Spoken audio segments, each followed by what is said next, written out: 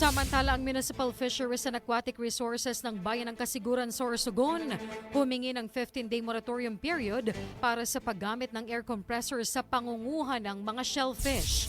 Brigada JM Otokan, ibrigada mo!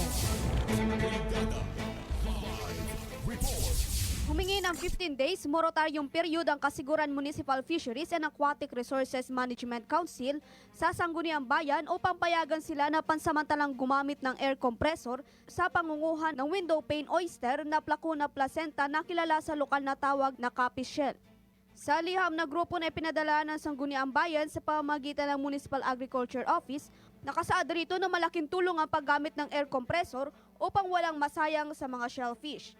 Bagamat bawal ang paggamit ng nasabing makina, pero ayon kay Ninoy Bejeson, Municipal Agriculturist, tiniyak ng grupo na nakarehistro ito at istriktong gagamitin sa loob ng 15 araw lamang.